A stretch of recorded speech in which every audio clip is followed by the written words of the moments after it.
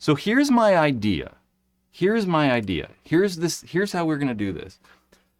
So here's an image of two cameras. What we have here is two cameras, right? You can see the lenses coming off. So this is just a wonky illustration of two video cameras. They're put right next to each other. Ideally, they're touching, right? They're as close as they can get to each other. I just didn't draw them on top of each other. But we'd have both the cameras, right? Like you have both camera bodies right next to each other. And then they focus off into the distance. So that's what those lines are. Those lines are just to illustrate like where the cameras are pointing, right? We can see how they're kind of angled in. So ideally they're focusing right at that point right out there, right? So they're focusing like halfway across the field. Two cameras strapped together, focused at the exact same center point at the center 50, right? So that if you were to look at the camera, right? If we were to look at the camera, one of those cameras, it would look like that. And the other one would just be right next to it, and you really probably wouldn't notice any difference. So we'd have both of those cameras put together.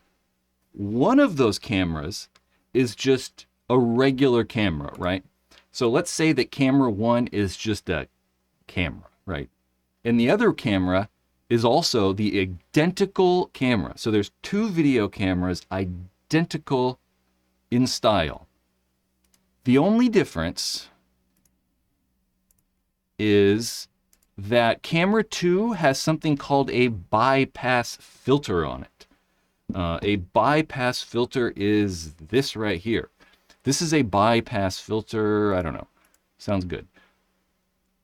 What this does is blocks certain lights, certain colors of light, right? So it blocks a certain wavelength of light.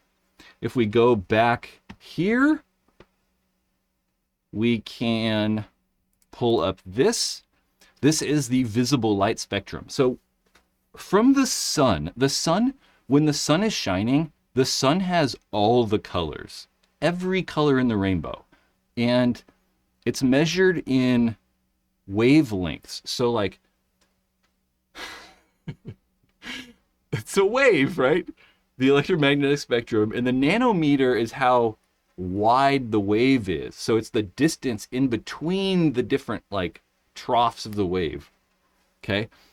So what that filter does is it blocks out all of the other color, right? So we put on this filter on the camera and it blocks all of the other color outside of that box.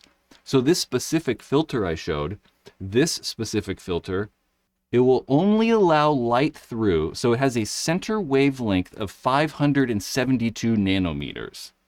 So what that means is it will let through, it will let through the wavelength that is 572 nanometers. So it lets through that sliver of light. That sliver of light right there, we can see at 572. I made this little black box, but it's actually screwed up. The black box should be technically, I think, a little bit more to the right because it lets through that 572 nanometer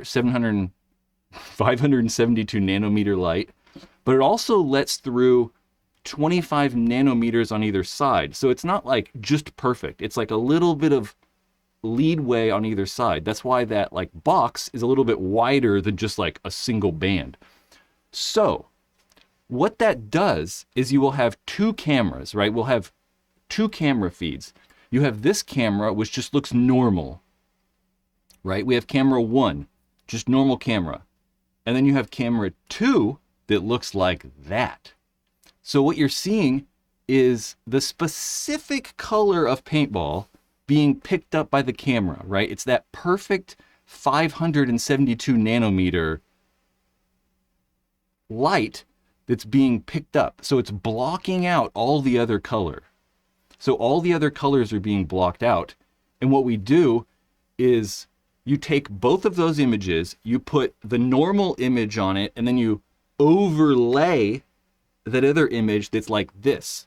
You remove the black, and then you're left with this. I think this will work.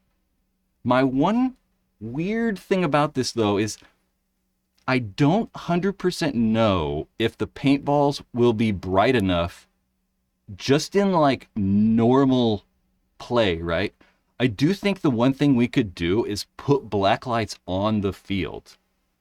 I think that if we put black lights on the field, just like you're seeing with Paintball Fit or ASG's doing it in Southern California, I think if you put black lights on the field in the daytime still, that it would still work. You would still get a little bit more of that fluorescent pop off the ball that would, I think, help the cameras pick it up a little bit more, and it would glow a little bit brighter on the camera than that, right? So it would maybe be a little bit more visible.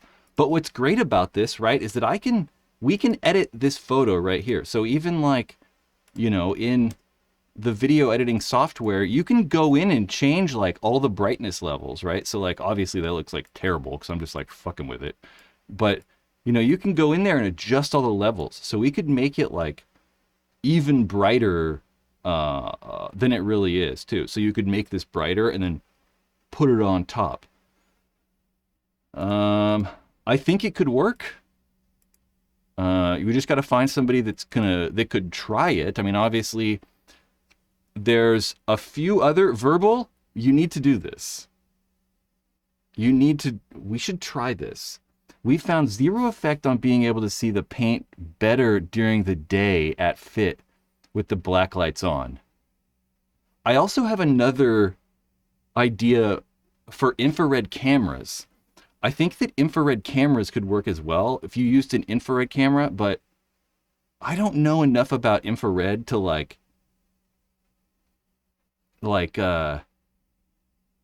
do it. I don't know enough about it to like speak on it well enough, but I think that infrared might work too. But the black light doesn't really help in the daytime. I'd still like to try it, because even look at like, if you look at the paint like sitting on the net, you can see those little teeny paintballs over there on the net, you know? And if you're filming this in like high enough resolution, I think could still work. I'd be interested.